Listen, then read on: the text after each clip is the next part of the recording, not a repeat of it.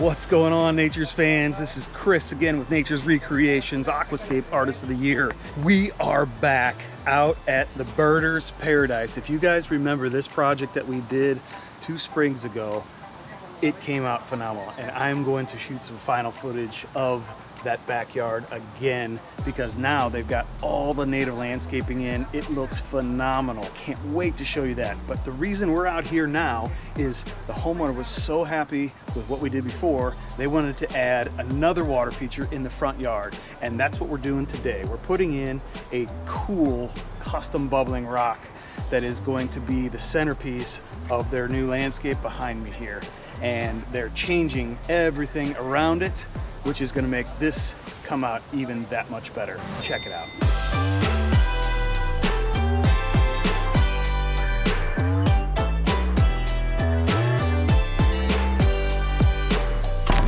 I'm getting ready to core drill this bubbling rock. This is a special selected stone that we picked out a couple weeks ago, and today we're going to actually drill this boulder out and show you guys how we do that and the reason that we don't just purchase a core drilled stone. This one is kind of a low prof boulder. We really wanted to have a nice wide area. This client is big into birding. They wanted an area for the birds to really be able to bathe.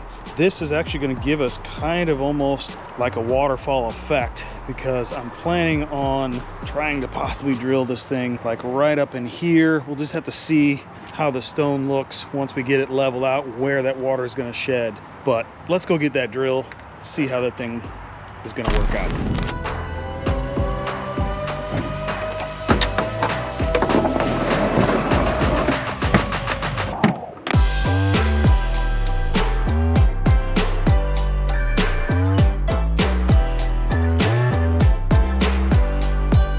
So you'll see as I was washing that off, you could kind of see where that water was going. I wanted to get all that lime dust off of there, and you can see the one downside to doing a core bit. You can see way down in there. Sometimes that core sticks down in there. This one was sweet. It broke free. You can see the water was going through there. All I got to do is lift that stone up, and that thing's going to drop right out. But check out how cool that thing is. Sometimes we've had really cool ones come out, and we give those to a customer just for keepsake. This one, not too cool, but you can see all the striations in the stone, and pretty interesting to see how that thing cuts. But as you can see, makes quick work of drilling that stone. This Milwaukee MX Fuel core drill is a beast. I'm not a big fan of the battery stuff when I have huge rocks, real deep ones, because you end up going through a bunch of batteries, and it just takes long. This one was a little softer and definitely shorter, so this one took no time at all. We're ready to get this thing installed and plumbed up. Check out how it's going to look.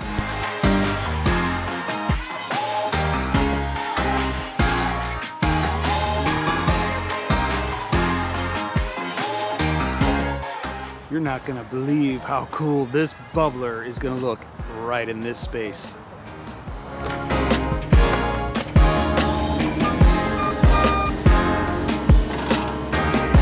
So what we've got going here, guys, we've been really debating on where to place this thing, because this is so crucial. Placement is everything. Right now we've got that shelf where that water is going to be rolling off of, mainly facing the walkway and the front door, because we've got to hide this vault. And what we've decided is we're going to try to tuck that thing right in this little nook here. So when the basin is in, we've got minimal gravel.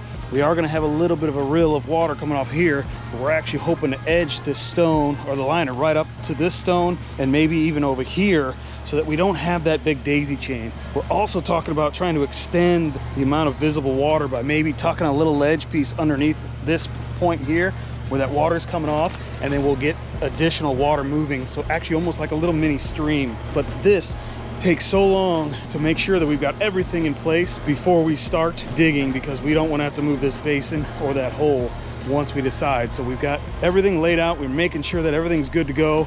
Now we're going to strap this thing up, get it out of here, and start digging.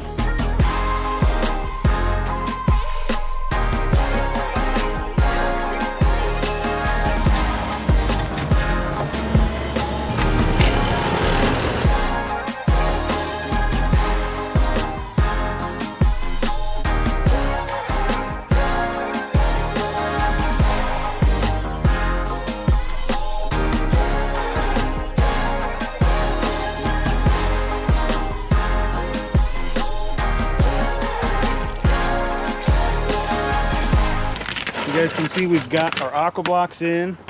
Right now what they're doing is put backfill and gravel all the way around the edges. And the reason for that is we've got to pressurize and compress these aqua blocks from all sides. That's what gives these guys their extra support.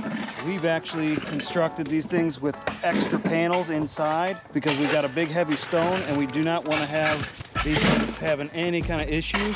So we've got extra, basically 7 internal panels there for the extra weight.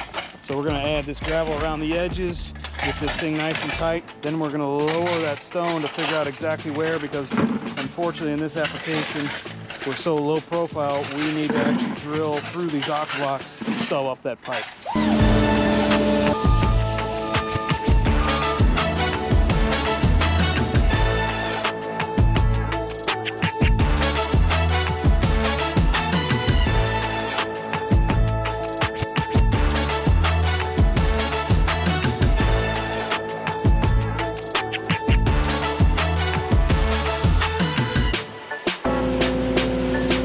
Spent a bunch of time doing the leveling of the stone so we could get this action to do exactly what we wanted. We've got this nice little pool here that the birds are going to come in and drink and bathe in, and then we're also going to seal this stone just like a waterfall, and we're going to get water rushing over that, just gently kind of falling like another secondary waterfall. But this is just going to add extra water surface. But what we really are doing is trying to use as minimal stones to edge this thing, because one of the biggest problems that we end up having with bubbling rock is you typically have this daisy chain of stone around the edge, and I just don't like the look of that. So I'm trying to make this really simple, and the focal point being the bubbling rock itself. So all we're going to have to do is set 1 or 2 small stones right up against this. We'll edge our liner there, 1 to seal that off, and we're actually going to edge the liner to the back of that big ledge, and then we're just going to have this one little slit of gravel where water drops into. Another stone over here. We'll tuck liner tight to this side here, and then on this back side we're also going to have a little bit of gravel and open area for that water to come down. So we'll just do a couple stones out here, probably over to that corner there. That way we can cover this vault box and let this water drizzle back down into the gravel. But we'll have liner tucked tight there. Same thing on that side. So it's just going to be a very clean, simple look. So when they're walking around this thing from this pathway that they're going to create, they're going to see all the sides of it. They can plant almost right up to it and not have all of that extra superfluous stone that we don't want to really see, bringing the attention right to that bubbling rock.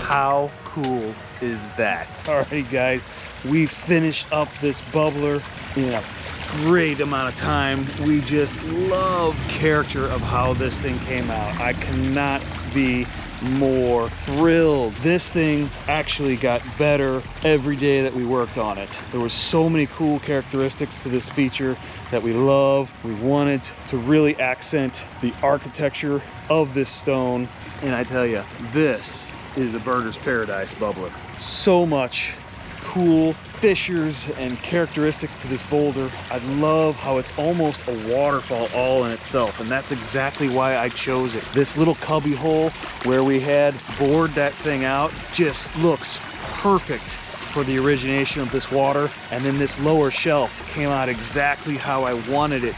It's a perfect waterfall. We've got a little deep pooling section right there.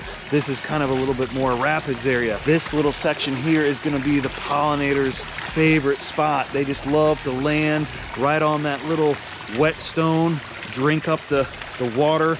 But check out this cool addition we did.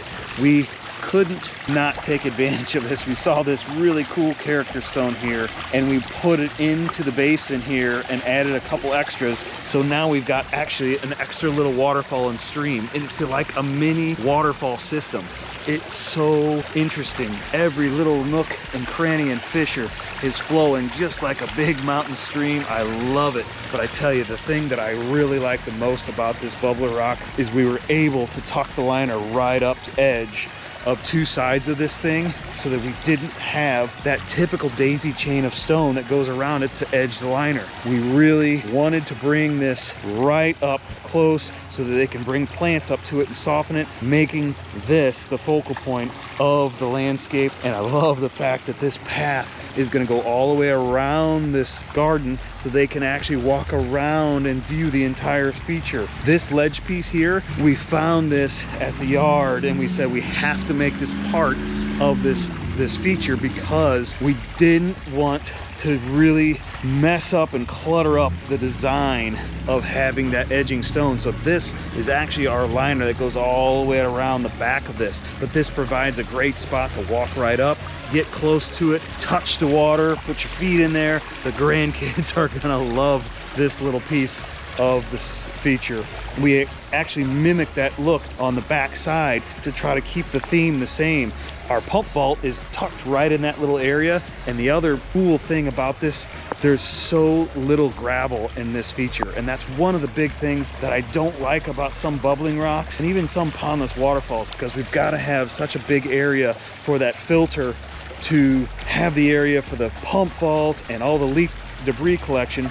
But this is a small pump. This is actually only a 2,000 gallon per hour pump that's producing all of this water action, but it's only coming up about a foot, maybe a foot and a half at most from the basin. So it's pushing all kinds of volume to be able to create this look. But if you look, we've choked down this little area here of gravel to as minimum as we can so that we don't have that big gravel bed look. I love how this feature is so simplistic and minimalistic with its design, but I also love that we were able to get that little extra rill coming off this back. This is almost like a secondary feature back here. It sounds different, it looks different. The neighbors across the street next door said that they've got their own personal little bubbling rock now. So this is going to provide a totally different look to the garden as they're going through. And the best part about that path is now we're not losing the backside of this, which is probably one of the best parts of this stone. It was so ornate and characteristic with that dark tannic acid staining and the moss on those spots that we just were enthralled when we heard that we didn't have to butt that up against that landscape, and now they're turning this entire space into a native plant bed. And actually, as I was talking to them and walking through this final walkthrough, they said, hey, we're looking at it from upstairs and we feel like this area now needs something over here. And I totally agree. We've got the big accent outcrop boulders here with the steps and the pathway coming in, and now we're talking about maybe doing a seating boulder out here or a couple accent boulders just to kind of bring this all together. We've got those back in the back by the pondless, and it's just going to bring this entire landscape together with this whole theme. So I'm looking forward to working with their gardener on this plan, because we're going to be back putting in more stones and accents to really set off this entire garden space and to balance out this whole bubbling rock feature. Back at the Birders Paradise waterfall that we did last spring actually, and they have gotten their natural native plant scheme heavily going right now. Their designer worked on this last fall and the spring, and they've got all kinds of different native Missouri plants in here. Absolutely phenomenal how it looks. They've got up some rabbit chicken wire to protect the new growth on these things until they get established. So it's looking a little bit boxed in right now, but I love the start that they've got. Things are looking phenomenal. It's growing in really well and starting to fill in the spaces. Let me show you what this thing looks like. So here's that waterfall that we did last spring, and if you remember, we just left it pretty much mulched and having all of the existing stuff in place that they didn't have us take out initially.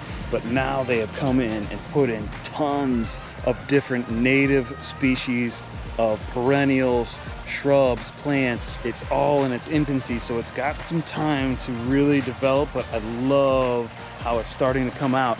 And this is the reason that they won that platinum certification from the Audubon Society. They've got over 65 different Missouri native varieties in their garden, and that's just the beginning, because they're doing more out front, and they've already done some, but they're taking out that turf grass. But this is the main reason that they were able to qualify, because to get platinum, you've got to have at least 50 different varieties. They well exceeded that, and it's all looking great. I know these native landscapes are a little bit odd for some people, not perfectly manicured like some folks like, but I love it, because what we do, it fits in just perfectly.